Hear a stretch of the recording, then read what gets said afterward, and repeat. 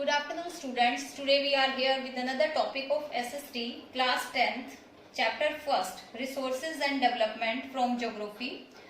2 videos इसकी already upload हो चुकी हैं जिसमें हमने रिसोर्स का मीनिंग और क्लासिफिकेशन कर लिया है. नेक्स्ट टॉपिक हम कंटिन्यू कर रहे हैं. स्टूडेंट्स, टॉपिक शुरू करने से पहले आपको 2 पॉइंट में कहना चाहूंगी. एक तो आप एवरी वीडियो जो भी अपलोड हो रही है उसको कंसंट्रेट होकर देखिए 10th क्लास. सेकेंड, कुछ स्टूडेंट ने कमेंट में कहा है कि जो चैप्टर नंबर 3 है nationalism in India from history, उसकी पूरी जो एक्सरसाइज है वो मतलब अपलोड करनी है क्वेश्चन आंसर्स की. वो मैं कर दूंगी, लेकिन मैं इस चैप्टर के बाद करूंगी उसको, क्योंकि अभी आप इस चैप्टर पे कंसंट्रेट कीजिए.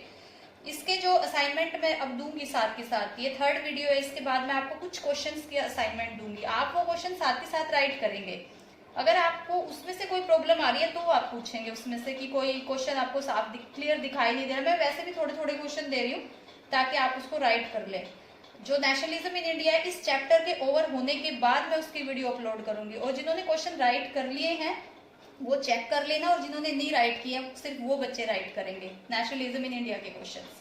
अब हम टॉपिक को कंटिन्यू करते हैं. आज हमारा जो टॉपिक है क्लासिफिकेशन के बाद हमारा नेक्स्ट टॉपिक है. इसमें 3 टॉपिक ऐड किए हुए हैं मैंने, जो मैं आपको बता रही हूँ. आपकी बुक के अकॉर्डिंग चल रहा है. अगर जिन स्टूडेंट्स के पास ज्योग्राफी की बुक है तो बेशक ओपन कर लीजिए आप अपनी बुक साथ के साथ. नेक्स्ट टॉपिक हमारा आता है तो डेवलपमेंट ऑफ रिसोर्सेज है. इसमें जो आज मैंने टॉपिक लिया है, दूसरा टॉपिक मैंने लिया है रिसोर्स प्लानिंग और resource planning in India, meaning of resource planning और रिसोर्स प्लानिंग इन इंडिया. और उसके बाद एक छोटा सा टॉपिक जो फैक्ट दिया हुआ है आपकी बुक में, वो एजेंडा 21. ये टॉपिक आज का है. तो आई होप आपको टॉपिक एक बार मतलब पूरा अच्छे से समझ आ गया कि आज हम क्या पढ़ने वाले हैं. अब मैं आपको जो टॉपिक आगे कंटिन्यू कर रही हूँ उसमें जो डेवलपमेंट ऑफ रिसोर्स, इससे पहले मैं आपको एक कोटेशन बता रही हूँ. कोटेशन है महात्मा गांधी की. महात्मा गांधी ने आपकी बुक में भी राइट है कोटेशन लिखी थी कि there is enough for everybody's need. There is enough for everybody's need and not for anybody's greed. एक वर्ड यूज हुआ है greed.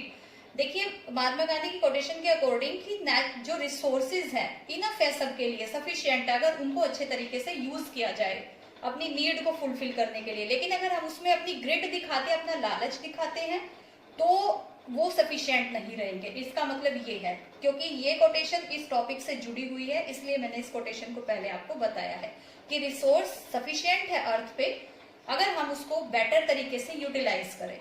लेकिन रिसोर्स खत्म हो जाएंगे या रिसोर्स का यूज अगर उनको इनडिस्क्रिमिनेटली यूज किया जाएगा. तो ये कोटेशन इसी टॉपिक से जुड़ी हुई है. देखिए डेवलपमेंट ऑफ रिसोर्स, ऑब्वियस है रिसोर्सेज जो है वो फ्री गिफ्ट है नेचर का हमारे लिए, जिसको कि हम यूटिलाइज कर रहे हैं, हम अपनी डेली नीड्स उनसे फुलफिल कर रहे हैं. लेकिन रिसोर्स के डेवलपमेंट की जरूरत है. उसके डेवलपमेंट की रास्ते में बहुत सारी जो ऑब्स्टेकल्स आती है वो क्या आती हैं कि जब ह्यूमन बीइंग उन रिसोर्सेज का इनडिस्क्रिमिनेटली यूज करता है, यानी गलत तरीके से उनका यूज करता है, तब प्रॉब्लम अराइजेस होती है. कैसे यूज करता है? जब वो देखो डेप्लेशन ऑफ रिसोर्सेज हो जाता है, रिसोर्सेज में कमी आ जाती है एक तरह से. क्यों कमी आ जाती है रिसोर्सेज में?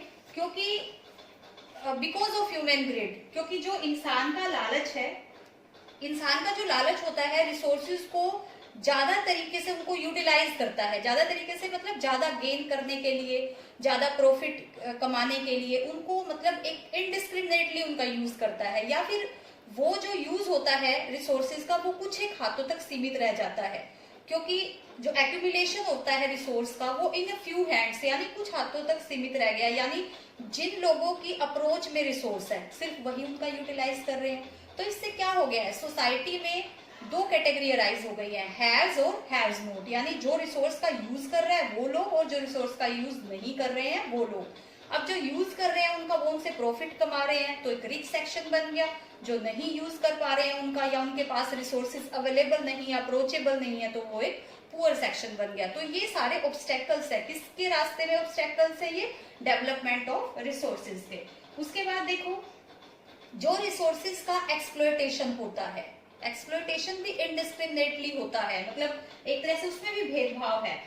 कैसे भेदभाव है? अब जो एक्सप्लॉयटेशन हो रहा है रिसोर्सेज का, उससे इतनी सारी क्राइसिस शुरू हो गई है. क्राइसिस मतलब होता है एक तरह से प्रॉब्लम क्रिएट हो जाना. कौन कौन सी प्रॉब्लम क्रिएट हो गई है?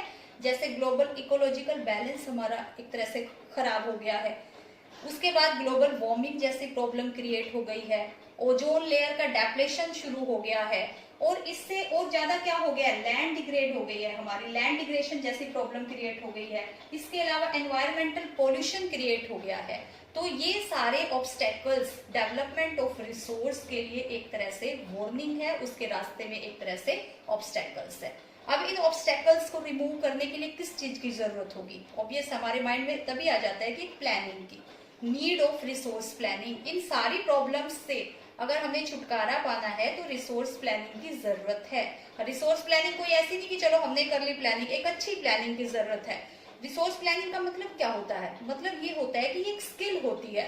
स्किल किस लिए? Of proper use of resources, कि हम रिसोर्सेज का प्रॉपर यूज कैसे कर सके।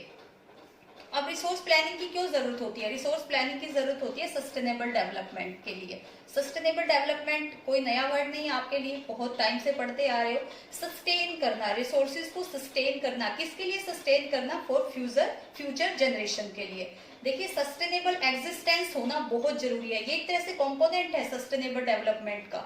सस्टेनेबल डेवलपमेंट क्या होता है? सस्टेनेबल डेवलपमेंट एक ऐसा डेवलपमेंट होता है should take place without damaging the environment, यानी ये इसकी जरूरत है कि एनवायरमेंट को डैमेज किए बिना ही, एक तरह से एनवायरमेंट को डैमेज किए बिना ही डेवलपमेंट होना चाहिए। इन द प्रेजेंट जो अब चल रहा है वो डेवलपमेंट बिना एनवायरमेंट को डैमेज किए होना चाहिए, क्योंकि हमें जो फ्यूचर जनरेशन है उनकी नीड्स को भी देखना है, एक तरह से उनके लिए उन रिसोर्सेज को सेव करके रखना है। इसीलिए जो प्रेजेंट में जो हम रिसोर्सेज का यूटिलाइजेशन कर रहे हैं वो अच्छे तरीके से, प्रॉपर तरीके से होना चाहिए, एक प्लानिंग के अकॉर्डिंग होना चाहिए, उनको अननेसेसरी डैमेज नहीं करना चाहिए, क्योंकि एक तरह से वो हमारे पास धरोहर है। किसकी धरोहर है? फ्यूचर जनरेशन की, क्योंकि रिसोर्सेज तो एक बार खत्म हो गए तो दोबारा तो वो बन नहीं सकते। इसलिए सस्टेनेबल एग्जिस्टेंस की जरूरत है आज के टाइम में सस्टेनेबल डेवलपमेंट के लिए।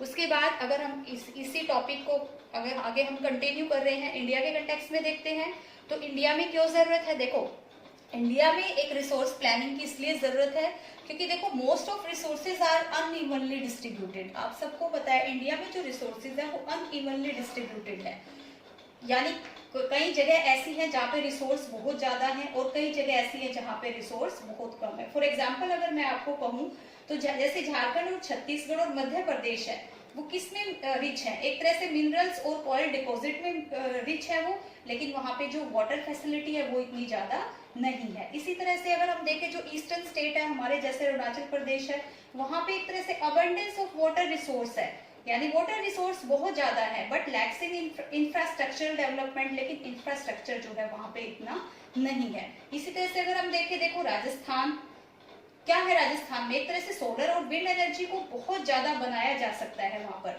लेकिन किसकी कमी है? वहां पर वाटर रिसोर्स की कमी है। तो अब रिसोर्स प्लानिंग की जरूरत होगी क्योंकि हमारे यहाँ पर क्या है, रिसोर्सेज क्या है, वो अनइवनली डिस्ट्रीब्यूटेड है। अब एक ऐसी प्लानिंग की जरूरत होगी कि जो ये डिस्ट्रीब्यूशन है अनइवनली, इसको ठीक किया जा सके और रिसोर्स का प्रॉपर तरीके से यूटिलाइजेशन किया जा सके। नेक्स्ट पॉइंट इसी में जुड़ता है, ओवर यूटिलाइजेशन ऑफ रिसोर्सेज में लीड टू पोल्यूशन। अगर हम रिसोर्सेज का ज्यादा यूज करते हैं, ओवर यूटिलाइजेशन करते हैं, तो इससे क्या प्रॉब्लम क्रिएट हो जाती है? एक तरह से पोल्यूशन, यानी जो एनवायरमेंटल पोल्यूशन है वो इससे क्रिएट हो जाता है। अब इसी तरीके से हम कह सकते हैं कि इंडिया में एक रिसोर्स प्लानिंग की जरूरत है। देखो रिसोर्स प्लानिंग क्या है? एक तरह से एक टेक्निक है, एक स्किल है। किसकी स्किल है? ऑफ प्रॉपर और जुडिशियस यूज ऑफ रिसोर्सेज, कि हम रिसोर्स का प्रॉपर तरीके से यूज कर सके और जुडिशियस वे में यूज कर सके। तो इंडिया में रिसोर्स प्लानिंग की जरूरत है, इसके ये रीजन है, ये नीड है एक तरह से रिसोर्स प्लानिंग की। अब रिसोर्स प्लानिंग के अंदर हम क्या कर सकते हैं? प्लानिंग के अंदर सबसे पहले हम क्या करते हैं? सबसे पहले हम देखेंगे, आइडेंटिफाई करेंगे कि रिसोर्सेज कितनी क्वालिटी में है, कहाँ है, इन्वेंट्री करेंगे, एक तरह से इन्वेंशन करेंगे रिसोर्सेज का कि कहाँ पे हैं। इंडिया के कंटेक्स्ट में आपको बता रही हूँ, वैसे वर्ल्ड में ये पूरी जहां भी रिसोर्सेज है, क्योंकि रिसोर्सेज हर जगह मिलते हैं तो उनका यूटिलाइजेशन भी प्रॉपर तरीके से प्लानिंग के साथ ही होना चाहिए। तो सबसे पहला पॉइंट क्या होगा कि एक तरह से हम आइडेंटिफिकेशन करेंगे और इन्वेंट्री करेंगे रिसोर्सेज की कि कहाँ पे हैं, कितने हैं। दूसरा करेंगे सर्वेइंग, मैपिंग, यानी सर्वे किया जाएगा रिसोर्सेज का, कि मैपिंग होगी, एक तरह से मेजरमेंट होगी कि कहाँ है, कितने हैं, and qualitative and quantitative estimation, और रिसोर्सेज की कितनी क्वालिटी है, क्या क्वांटिटी है उनका, इन सब का एस्टिमेशन भी लगाना बहुत ज्यादा जरूरी है। उसके बाद ही हम रिसोर्स का जो यूटिलाइजेशन होता है वो स्टार्ट करना पड़ेगा। उसके बाद क्या होगा, प्लानिंग स्ट्रक्चर तैयार करना पड़ेगा। देखिए प्लानिंग स्ट्रक्चर बनाना पड़ेगा हमें कि हमने रिसोर्स का यूज किस तरीके से करना है।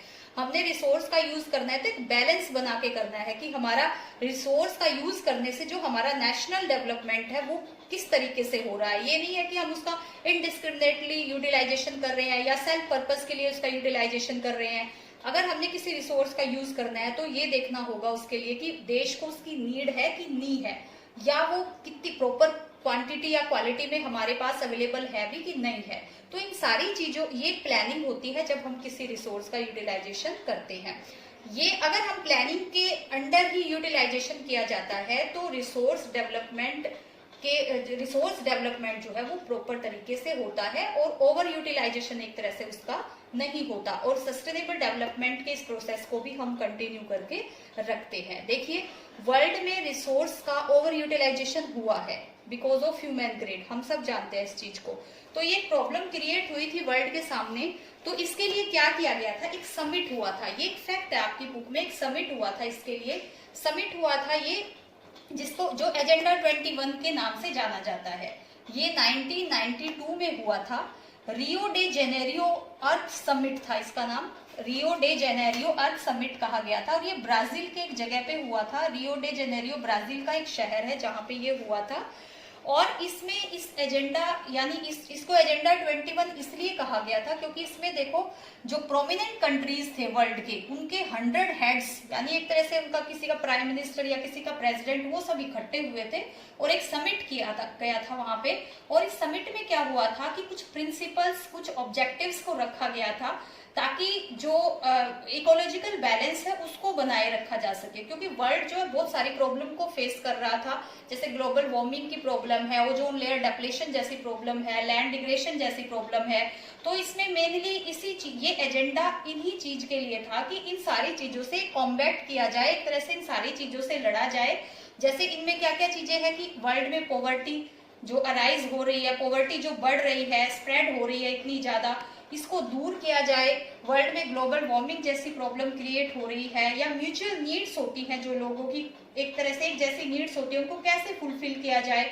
जो एनवायरनमेंट डैमेज हो रहा है हमारा, उसको कैसे रोका जाए। इन सारी चीजों के लिए ये एजेंडा 21 हुआ था, जिसपे कि 100 जो हेड्स थे पूरे वर्ल्ड के देशों के, उन्होंने अपने सिग्नेचर किए थे और मतलब माना था कि इस लड़ाई में वो सब इकट्ठे मिलके लड़ेंगे। ये ब्राजील में हुआ था और ये एजेंडा 21 के नाम से जाना जाता है। तो ये कभी कभी 1 मार्क्स में पूछ लेते हैं कि एजेंडा 21 क्या है, तो ये इसका प्लेस पूछ लेते हैं कहाँ पे हुआ था ये समिट। तो ये इसीलिए हुआ था और ये रिसोर्स डेवलपमेंट के लिए हुआ था, ताकि जो रिसोर्स का ओवर यूटिलाइजेशन है वो वर्ल्ड में ना हो और world poverty, global warming, land degradation जैसी प्रॉब्लम को फेस ना करे, या जो प्रॉब्लम फेस कर रहा है वो कम हो जाए। आई होप आपको ये टॉपिक इतना मैंने पढ़ाया क्लियर हो गया होगा। नेक्स्ट जो आपका टॉपिक है वो है रिसोर्स कंजर्वेशन। और जो मेनली रिसोर्स है हमारे, जो मेजर रिसोर्स है, जैसे लैंड हमारा मेजर रिसोर्स है, सॉइल हमारा मेजर रिसोर्स है, उनको कैसे कंजर्व किया जा सकता है और कैसे वो आज डिग्रेड हो रहे हैं, एक तरह से कैसे अपनी क्वालिटी को खत्म हो रही है उनकी quality because of human grade. तो ये नेक्स्ट टॉपिक है आपका और इसकी 2 या 3 वीडियोस और बनेंगी। अब इस जितना आपका टॉपिक हो गया, मैं आपको वेरी शॉर्ट क्वेश्चन की असाइनमेंट दे रही हूँ जो आपने नोटबुक में राइट करनी है। जिन्होंने नेशनलिज्म इन इंडिया नहीं राइट किया है उसकी मैंने आपको पहले ही बता दिया है, बाद में जो वीडियो अपलोड होगी वो उसमें से देख के राइट कर सकते हैं। तो आपकी असाइनमेंट है स्टूडेंट्स, ये वेरी शॉर्ट क्वेश्चन है, ये 9 क्वेश्चन है आपके, बहुत ही कम असाइनमेंट आपको मैं दे रही हूँ और ये सारे क्वेश्चन आप अपनी नोटबुक में राइट करेंगे, जो भी आपके पास अवेलेबल है, रफ या फेयर जो भी है, ये आप क्वेश्चंस राइट करेंगे। Thank you so much.